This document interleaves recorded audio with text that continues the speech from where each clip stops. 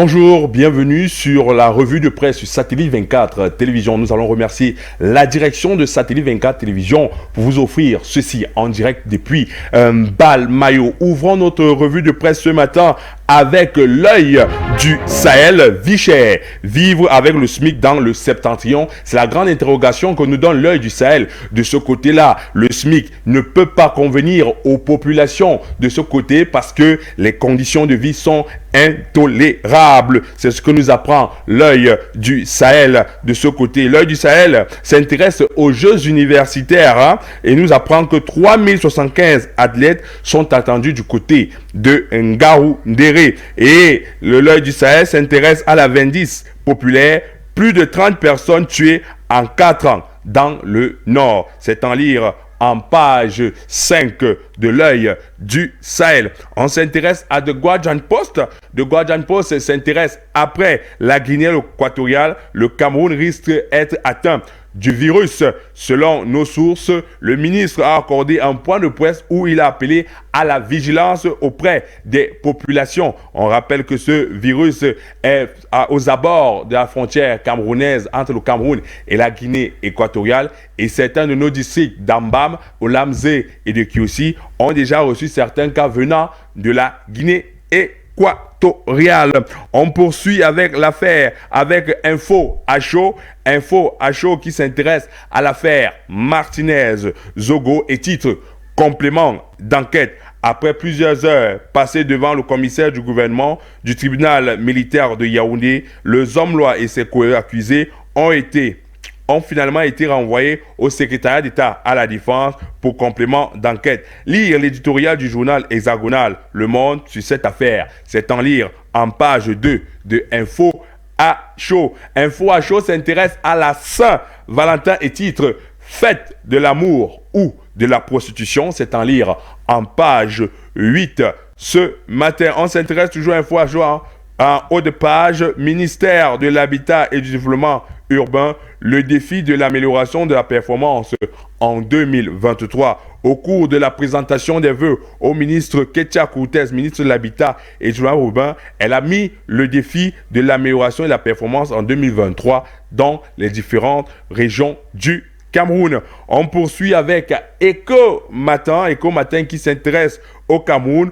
Pourquoi le milieu des affaires s'intéresse au Sénat? On constate que pour la campagne du 12 mars prochain, bon nombre d'hommes et de femmes d'affaires postulent pour être sénateurs ou sénatrices dans le Parlement sénatorial du gouvernement. C'est en lire la grande enquête, c'est en lire en page 10 d'Eco Matin. Eco Matin s'intéresse à la zone des infrastructures, une zone industrielle de 1500 hectares intégrée au port de Kribi. Lire ce dossier, c'est en lire en page 5 d'Eco Matin. On s'intéresse au quotidien économique, qualité de service. L'agence de régulation de télécommunications met la pression sur les opérateurs de téléphonie mobile. L'agence de régulation des télécommunications, après avoir servi 13 mises en demeure à MTN Cameroun, Orange Cameroun, Vietel, Camtel au deuxième semestre 2022, suit de très près l'amélioration des défaillances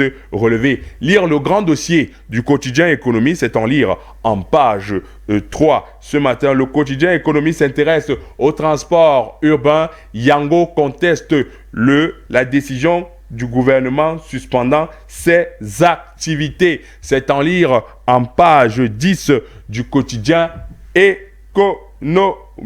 On poursuit économie, nous fait une évaluation 867 000 personnes détenaient la crypto-monnaie au Cameroun en 2022. Poursuivons avec le quotidien Le Jour qui s'intéresse à l'affaire de l'assassinat de Martinez-Zogo et titre Amougou Belinga au tribunal militaire. Les personnes encore détenues dans le cadre de cette affaire était face au commissaire du gouvernement hier. C'est en lire en page 2 du journal Le Jour. Le journal Le Jour s'intéresse au transport urbain. Les chauffeurs de taxi dictent leur loi dans le transport urbain.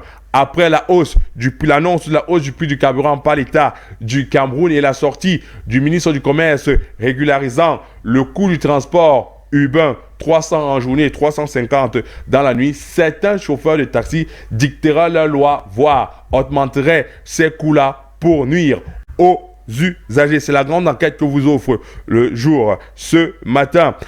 Santé, toujours dans le journal Le Jour, la maladie à virus Marburg confirmée, c'est en lire en page 3 ce matin. On s'intéresse au quotidien Éco-Santé, épidémie de Marburg en Guinée équatoriale. Le Cameroun n'a encore enregistré aucun cas. C'est le titre que nous offre le quotidien Éco-Santé. Cette maladie qui a déjà causé une vingtaine de morts en Guinée équatoriale à la frontière du sud du Cameroun avec les districts de santé d'Ambam, Olamze et de Kiossi n'est pas encore présente au pays. Toutefois, le ministre de la Santé publique appelle les populations à plus de vigilance, se laver régulièrement les mains en évitant le contact avec les fluides corporels des personnes malades, y compris les rapports sexuels, éviter le contact avec les animaux sauvages, malades ou trouvés morts, et laver les aliments et les consommer bien cuits et chauds. Des dispositions ont été également déjà prises par les autorités pour mettre le Cameroun à l'abri de cette nouvelle épidémie. Tout connaître, c'est en lire en page 4 de Éco-Santé. Éco-Santé s'intéresse à la Saint-Valentin. Le ministre de la Santé et le maire de la ville communient avec les PAM. Ils ont offert un cadeau aux personnes atteintes de maladies mentales PAM de l'hôpital Jamo de Yaoundé hier. 14 février, c'est en lire en page 3 de Éco-Santé. On s'intéresse à la presse gouvernementale, Cameroun Tribune, contentieux des sénatoriales. Les débats s'ouvrent. Le Conseil constitutionnel se prononce dès ce mercredi sur les 13 recours reçus suite à la publication par le Conseil électoral d'Élection Cameroun des listes retenues pour le scrutin du 12 mars prochain. C'est en lire en page 11 de la presse gouvernementale. Toujours Cameroun Tribune, les obsèques officielles décrétées de Gabriel Ndoki. Le texte signé hier par le président de la République indique que le défunt ministre des Mines, de l'Industrie et du Développement technologique sera inhumé à Batouri le 18 février prochain. C'est en lire en page 3 de Cameroun Tribune. On s'intéresse au quotidien Mutation qui s'intéresse à l'affaire Martinez au pas de militaire. Au pas militaire, c'est le titre que nous donne Mutation ce matin. Les principaux suspects ont été présentés hier au juge d'instruction du tribunal militaire après la série d'auditions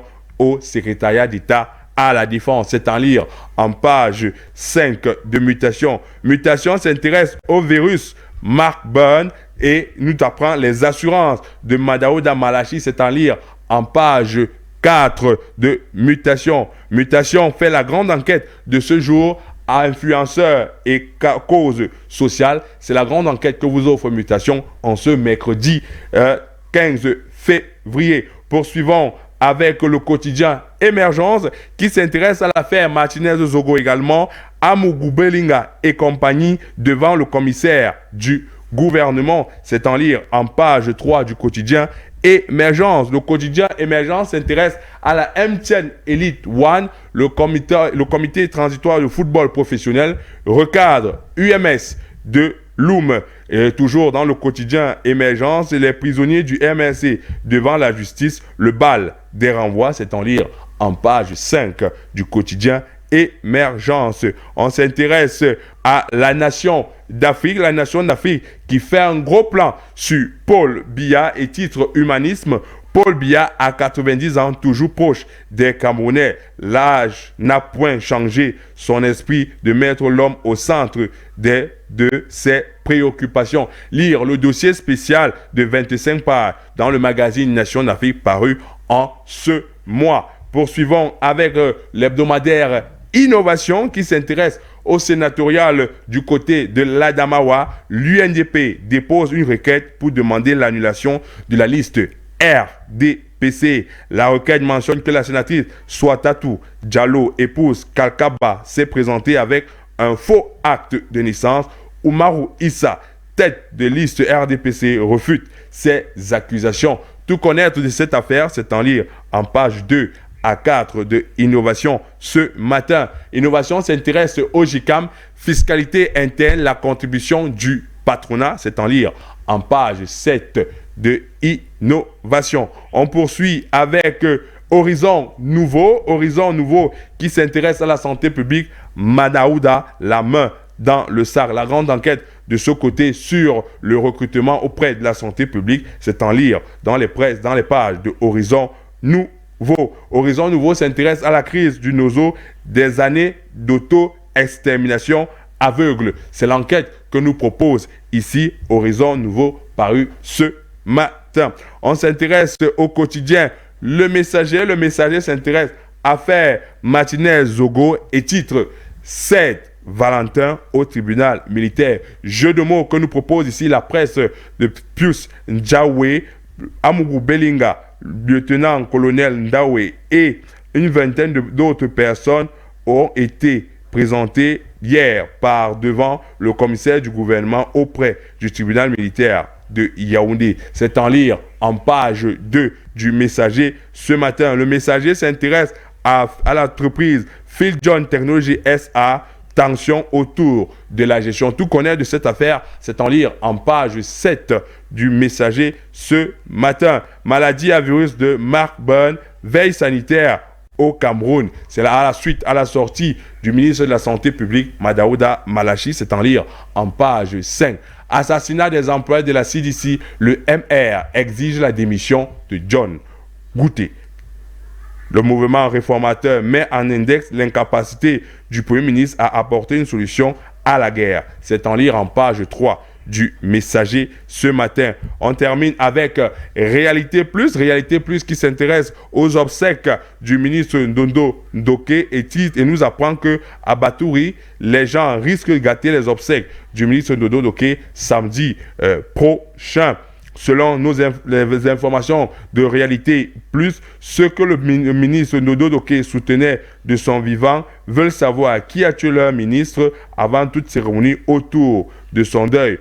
On annonce un grand feu à l'entrée de Batouri le week-end prochain et beaucoup d'autres rites mystiques pour, dit-on, finir avec tous ceux qui ont brutalement ôté la vie au jeune ministre de la KD. Tout connaître de cette affaire, c'est en lire en page 4 à 5. On s'intéresse toujours Réalité Plus, on s'intéresse au Nord-Ouest, succès total du défilé du 11 février 2023, partout et sans bruit. À la place des fêtes de Bamenda, chef-lieu de la région, le défilé a mis 1h30 devant le gouverneur Adolphe Lélé l'Afrique, fortement ému par la mobilisation des jeunes autour de leur fête. Dans les autres départements, aucun bruit à relever. Les jeunes sont sortis en masse pour défiler. Tout connaître de ce dossier, c'est en lire en page 6 et 7 de Réalité Plus. Stop et fin de la revue de presse ce matin. Prenez votre rendez-vous. La revue de presse, c'est chaque matin, 7h30 sur Satellite 24 Télévision. Restez connectés sur nos programmes. Le prochain rendez-vous est donné à 16h avec Sat Hit pour plus d'ambiance.